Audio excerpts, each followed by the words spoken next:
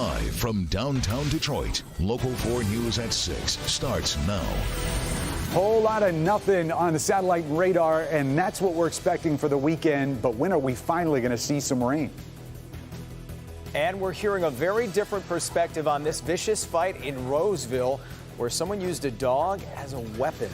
The other side of that story coming tonight from a teenager who got caught up in that melee. Yesterday, we heard from the man whose dog can be seen attacking one teenager in video that's getting a big reaction online. He called it self-defense in response to a threat. But Sean Lay has a new look at how this all escalated, and he joins us live with more. Sean.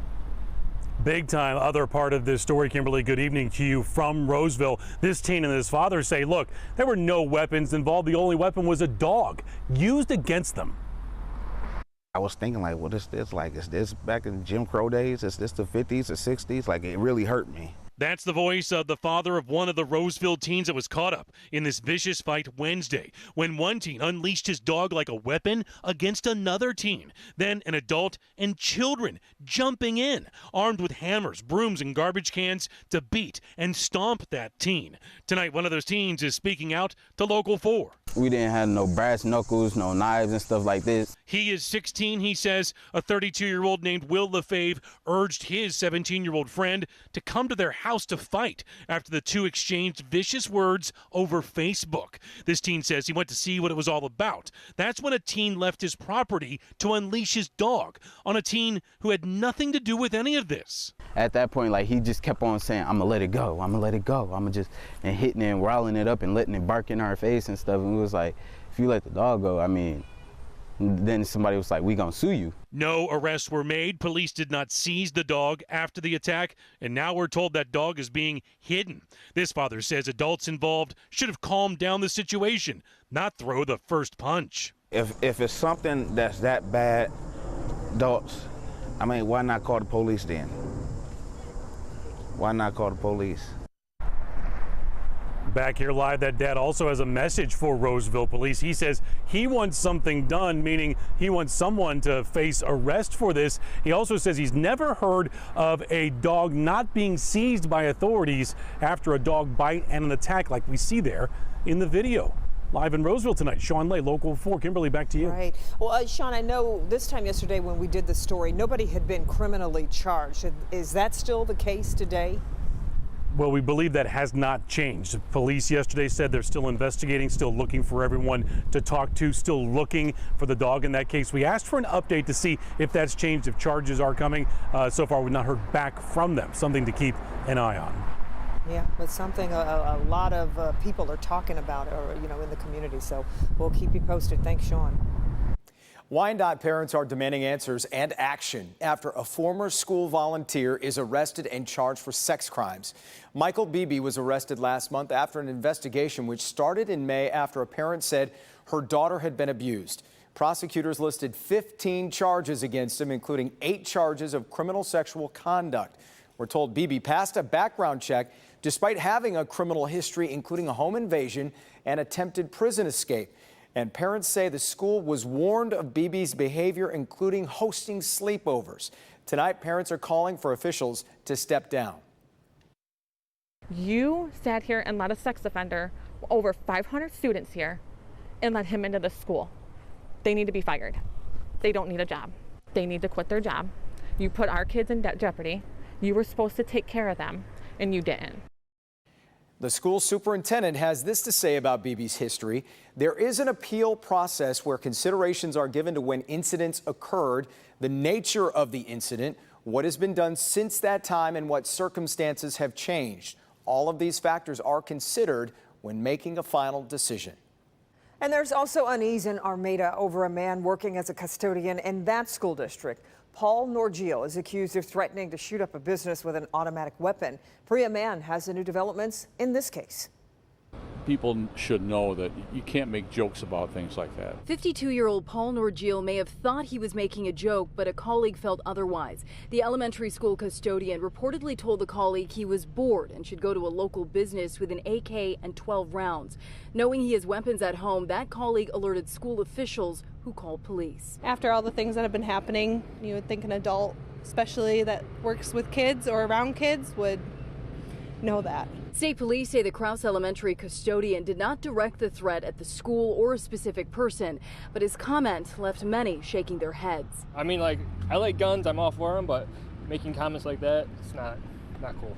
I'll tell you, I wasn't shocked by it. No, really. You can't condone it, but at the same time, you can't control it either. State police interviewed Norgil at his home in Armada, where he was subsequently arrested. Troopers also found 4 weapons, including a semi-automatic long gun and a pistol. It was pretty obvious just from the conversations between everybody there that he had the probable cause to make that arrest. You don't have to have the ability to carry out that threat. You just have to make it. Norgil's weapons have been confiscated, and the custodian can't return to Armada schools while the investigation continues. It's just scary. You never think, especially in a town like this, you never think that something like that is going to happen.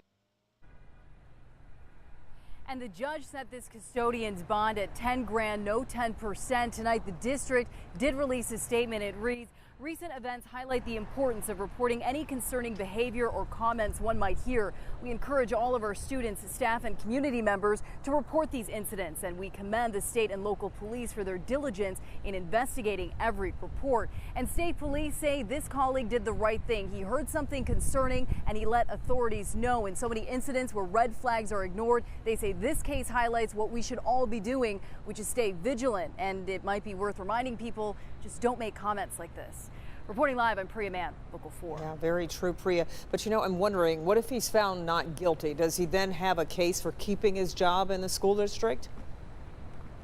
Well, the district did put a post out there saying they're looking for a new full-time custodian, so it doesn't look like that's the case. Yeah. Send it back to you. Okay, Priya, thanks. Well, we've had some pretty good stretches of weather this summer, and yet we might be entering the nicest yet. How about that? You're right. Ben's using all the adjectives to describe it, too. A beautiful shot there. How long will it last, Ben? Well, at least through the weekend, guys. So we've got tonight, Saturday, and Sunday with almost zero humidity outside, and the temperatures are not far from average. We've been around the 80-degree mark here this afternoon. We'll start falling through the 70s this evening. But look at these dew points. They're so low, there's barely even a color behind them here on the map. 40s and 50s for midsummer. We're doing something right, and it looks like that's going to continue through Sunday. Monday, we'll see a very imperceptible almost increase in that humidity, but just a gorgeous night, and we will be starting a stellar stretch. Still looking at some rainfall potential. Hopefully we can get some, because I know a lot of folks want it. We'll check that out in a few minutes. Don't forget to download our Local Forecasters app. When we finally get rain, you'll be able to see it on the Local Forecasters app. Severe weather alerts, a lot more, all in the palm of your hand. Download it for free in your app store by searching WDIV. Guys? An Indiana man is being charged with what police are calling the brutal assault of a Harper Woods woman. 25-year-old Nicholas Baez is accused of assaulting the 47-year-old woman who is currently recovering in the hospital after injuries to her head and face. Baez is now facing felony charges for that assault. Developers are always looking for land on which to build, but in one community, they're saying you cannot have this piece. We're talking about a chunk of farmland in Scio Township at the northwest corner of Scio Church and Zeeb Roads. A lot of people there want to make sure it's preserved. Jermont Terry live with how they're managing to ensure that happens. Jermont. Jason and Kimberly, I am standing on 160 acres. If you take a look, it stretches as far as you can see. This is prime land, and this land recently purchased by the township, all in the effort to keep Scio Township looking this way.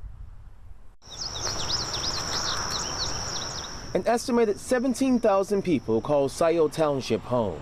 If you look around the township, you will find plenty of newer subdivisions with homes sitting on plenty of land. We all have about an acre, and it's a great community out here. Tony and Summer Gupta moved in 4 years ago. They like the country living, including this farmland right down the road that recently went up for sale. It'll be disappointing to see if we get all kinds of new subdivisions. That was the plan after the original owner of the 160 acres died. His family decided to sell the acres off Zeb and Scio Church Road, and quickly a developer was ready to purchase, so the township jumped in. The township now owns the property. We closed about a week and a half ago. The price tag, according to the township supervisor, $2.3 million. The purchase ensures this land will never get developed, and it's perfectly legal. The money came from a land preservation millage passed back in 2004. but everyone isn't on board. Everyone complains about having to pay taxes. Well, if there's more people to pay taxes, then you don't have to pay as much. It leaves some to question if the township will lose out by not collecting tax revenue until they get a buyer who agrees not to build. That's the negative aspect of the township purchasing the property and holding on to it and not collecting any sort of revenue on it. Until it's put to a specific use for the township, it's still taxable. Now, the supervisor insisting that he and they are doing exactly what residents want. They want to keep Scio Township beautiful, and they are not going to let developers just come in and take any land that they want. Reporting live tonight, Jermont Terry, Local 4. Jermont, I'm just curious, is this the first time the township has done something like this, purchased land just for preservation? Not the first time, Kimberly. They've done it a couple of years, over the years, but it's always been smaller amounts of land. This is 160 acres. It's the largest they've ever done in township history. Yeah. And as you said, it is beautiful. Okay, Jermont, thanks. All right, time for a quick check of the national stories you'll see at 6:30 on NBC Nightly News. Lester Holt joins us live from New York with a preview. Lester, good evening. Hey, Jason and Kim, good evening. Ahead, we return to Ferguson, Missouri, 5 years after the police shooting that led to violence in the streets. We'll look at how that city has transformed. Plus, the emotional reunion as a man stolen as a baby meets the FBI agent who rescued him. Yeah, and it's a real full circle moment for those two, right? It is. The case made headlines in the late 90s. An infant vanished from a hospital, taken in the middle of the night by a woman posing as a nurse. An FBI agent tracked down the baby behind a dumpster. Well, today that little boy is in the Marines. We're going to have their incredible reunion coming up when we see you here on Nightly News. It is a great story. We can't wait to see it, and we'll see you in about 20 minutes or so. Lester, thank you. Okay. Still ahead, just about everyone knows this rule. Leaves of 3, let it be. But there's more to avoiding poison ivy and knowing what to do when you may have touched it. That's coming up. Plus, here's Tim Pamplin.